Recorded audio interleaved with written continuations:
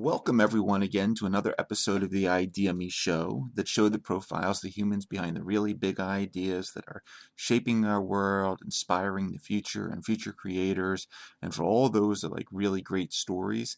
I'm Ira Pastor, your exponential health, aging, and longevity ambassador along for this journey. Today we have a really fascinating guest joining us from a rather remote location on the planet. And we're going to be discussing several themes that we have individually discussed on the show previously, including ethnomedicine, environmental conservation and protection, entheogens, or the topic of bioactive plant substances for spiritual and religious practices, as well as the themes tossed in there of bravery and perseverance. But first, a little background. The Waorani peoples are a group of native Amerindians that live in the Amazonian region of Ecuador.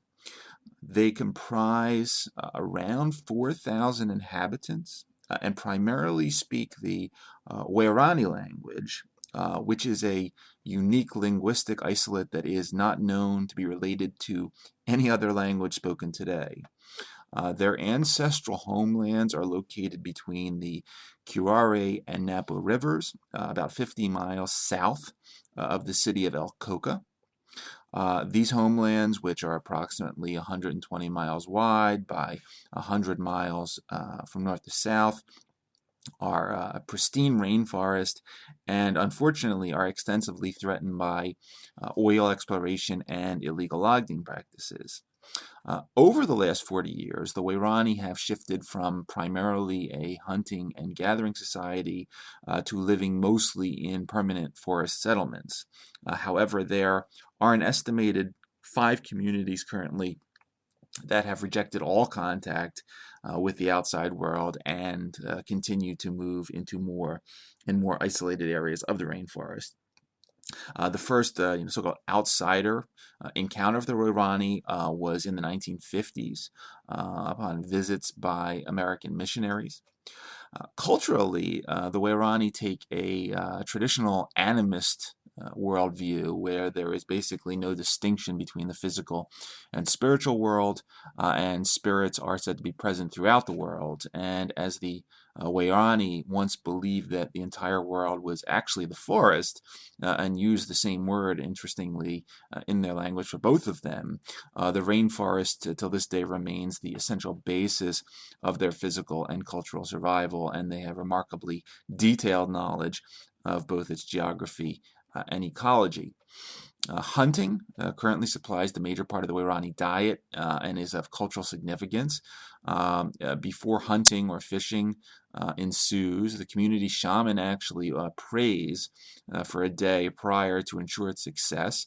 And while looked at as a joyful activity, hunting, even of permitted animals, has ethical ramifications to the Waorani, and ultimately to counterbalance the offense of hunting to nature, they use the muscle relaxant poison curare in blow darts. Interestingly, hunting with such darts thusly is not considered killing, but a process of retrieving animals from nature, similar to, say, a process of harvesting fruits from a tree. Plants, of course, trees, continue to hold a very important interest for the Waorani. Their store of botanical knowledge is quite extensive, ranging from the knowledge of building and crafting materials, to poisons, to hallucinogens, to ethnomedicines. Significant trees for the Waorani include the peach palm, which is used for making spears and blowguns, as well as for its edible fruits, as well as the fast-growing balsa wood, which is used for various ceremonial purposes. The Waorani incorporate shamanic ethnomedicine as well, using both the plant-based hallucinogenic beverage ayahuasca, which we discussed in detail on a previous show with Dr. Dennis McKenna, as well as various forms of medicinal mushrooms with psilocybin-type compounds. On the show today, I am joined by Miss Nenquimo, who is president of the Waorani Pastaz organization known as Coca, which stands for the Coordinating Council of the Waorani Nationality of Ecuador, whose focus is in coordinating the 12 different Waorani communities with a single voice to ultimately defend their territories and view themselves basically as ancestral guardians of the rainforest. Ms. Nenquimo attended the Colegio Nacional Mixto Waorani, and most recently, she and Nenquimo was at the center of a landmark legal victory against the Ecuadorian government, leading to 500,000 acres of pristine Amazon rainforest being protected from either oil drilling or the timber companies. Ms. Nenquimo does not speak English. The following questions were asked of Ms. Nenquimo. She was asked about to introduce herself and talk about her background and ultimately how she became a leader of the Waorani peoples. She was asked about if she could explain the various tribal groups that currently exist within Nenquimo and the various Waorani groups that live in the rainforest. She was asked to talk about the importance of the Amazon rainforest to meet the food needs of the Waorani, the medical needs of the Waorani, and ultimately the extreme importance of the Amazon rainforest in the spiritual ceremonies that the Waorani routinely conduct. And ultimately, the final question was asked to give an overview of the recent struggles and victories against both the Ecuadorian government and the various oil and timber companies. So with that set of questions, I want to introduce Ms. Nenquimo, president of the Waorani Pastaza organization, Nenquimo, and thank her very much for coming on the show today and joining us for this really exciting episode. Ms. Nenquimo. I am Ms. Nenquimo, president of the Waorani Pastaza organization, coordinating council of the Waorani Nationality of Ecuador. Well, first of all, before I was a tribal leader, I learnt from both my father and my grandparents, who had always been defenders of the jungle. I have lived in the jungle since childhood, and I learnt a lot from them about fighting for the jungle, about language, about culture, about territory. I also had the opportunity to learn beyond the jungle at school, going out, exploring city life, all of which taught me about the struggle and helped develop my ideas of resistance.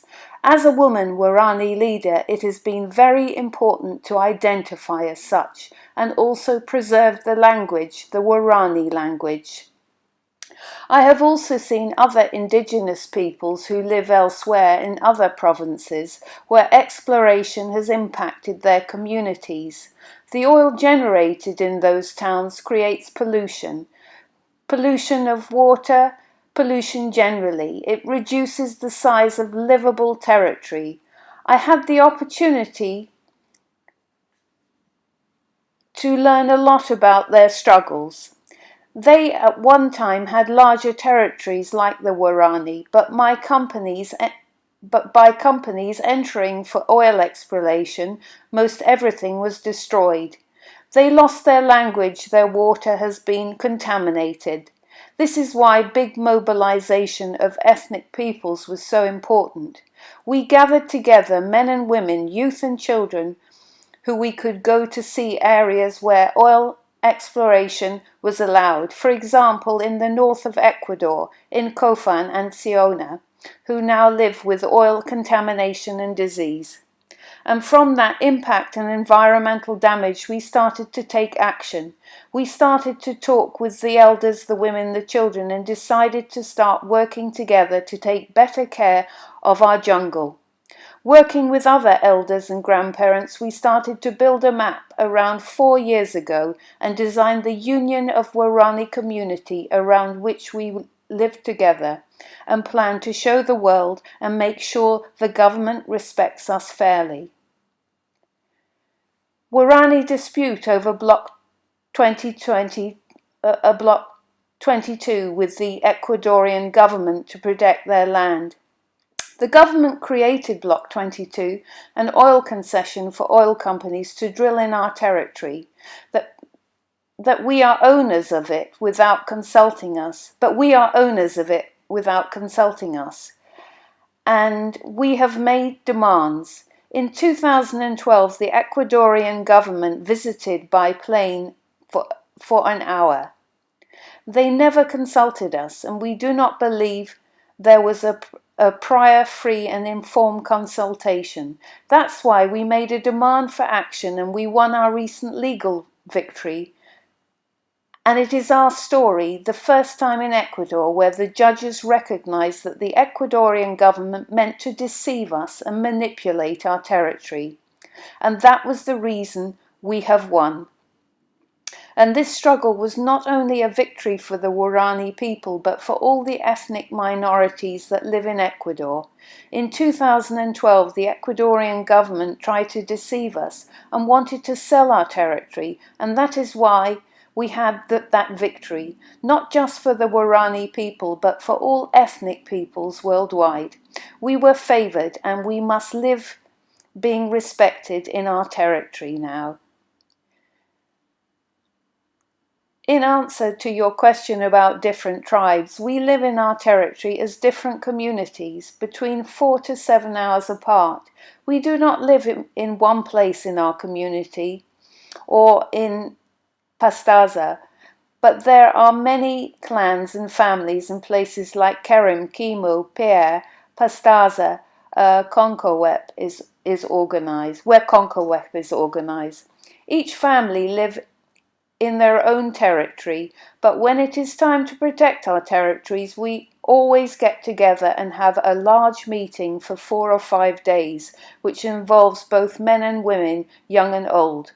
With the consultation of grandparents and elders, we decided to keep our territories healthy, thinking about our future generations, and our children can live healthy and live free in our territories without pollution. So what's the importance of the rainforest for food? The jungle is very important for the Waorani. There's no life without the jungle. We have life because we live and consume in the jungle. We go for walks, we fish and hunt animals to consume and feed our children. And we also grow vegetable gardens. We also take care of our jungle because our territory, the jungle, is like a market, like a pharmacy. Because within the jungle we have plants that heal our children. For our daughters we have plants that can cure disease, and the jungle gives us clean water. The jungle also gives us clean air. That is why it is very important to have a clean forest and take care of it. If we allow people into our forests to extract oil, dig mines or do something else, it is destroyed.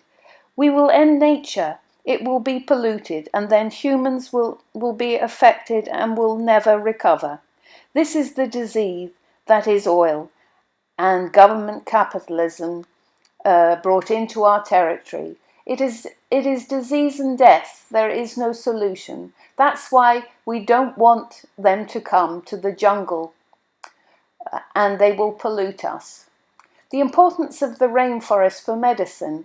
The jungle is very important because it is like a pharmacy, as I mentioned earlier. You see, the city, when you get sick, you run to the pharmacy and buy something to cure you. Our jungle is the same. We have plants to cure, plants to bathe our children with. We use plant vines, leaves, roots. We cook and we drink to cure our system when we get sick. And that's what our grandparents did years ago. They had the knowledge, and so far we still have the knowledge, and we don't want to lose that knowledge. We want to continue transmitting that knowledge to our children in the future generations, to all Waorani people. The jungle is our pharmacy. The jungle gives all of us life. So the importance of the rainforest for spiritual practices. We have various ceremonies. Male hunters teach children how to go hunting, how to take care of themselves. It is not that we Amazonians kill everything. No, we know very well which animals to keep and how to eat. And also the grandmothers take women to the jungle, teach them about the plants. There is a ceremony that transmits power to us and also spiritually to the Waorani people. We have a connection with nature and the spirit of the jaguar. That is very important. The spirit of the jaguar guides us, makes us understand to go into the jungle and protect it. Through the spirit of the jaguar, our ancestors are guided and have lived for many years. They protected this until today, and back when our jungle was just a virgin. We still have that spiritual connection with the jaguar and with nature. But if we allow oil exploration, road building, digging mines, and capitalism among the jungle, it will die, and the spiritual connection with the jaguar will die. That is why it is very important for us to protect the virgin forest, to conserve it and care and have a spiritual connection with nature, with the spirit of the jaguar, and we practice it. That is very important. If there is still practice in our territory, our spiritual knowledge will not disappear. We still have it alive and present, and that is why we are fighting and protecting for the future of our people. So a little bit about recent victory, our recent victory versus the Ecuadorian government. The Waorani resistance was demonstrated to the Ecuadorian government that they wanted to sell us our territory without free and informed consultation with us, without us giving them permission. But the Ecuadorian government, the judges have recognized they were wrong to try to do this. That means the Waorani people must live respected before the state, before the world. That is not only the Waorani people, but for all the Amazonian indigenous people that live in the territory. We must be respected and heard by the world, and that is very important in the victory that the Waorani people, not only for the Waorani people, but for the whole world that we live in, indigenously and guardians of the jungle. Thus we must live protected and cared for, because everyone understands that we live on the planet. If we let the government or capitalism enter our territory, that means we are ending it for the future generations of the world. They will not keep people in mind and will destroy everything, and we will end as humanity and nature. Thank you very much for your time. Thank you very much to Ms. Nenquimo for taking the time to come on the show today to talk about her initiatives, her struggles, her role in protecting the rainforest for the health, well-being, spiritual continuation of her people. To thank you to Mr. Oswendo Nenquimo for allowing for the connections and the translations with the Kankanawep organization. And then just really as a wrap-up, thank you for doing what we say on the show all the time, helping to move the human story forward. And I think a show like this really goes to right to the heart of the fact that whether you're in a large city like New York or Frankfurt or Tokyo or wherever, or whether you're at a small village in the middle of the Ecuadorian rainforest, that we can all, with some innovative thought and perseverance and bravery, really have an impact on the world around us in terms of health, in terms of the environment, in terms of culture. So once again, thank you very much, Ms. Nenquimo, and thank you everybody that are either going to be watching or listening to this episode.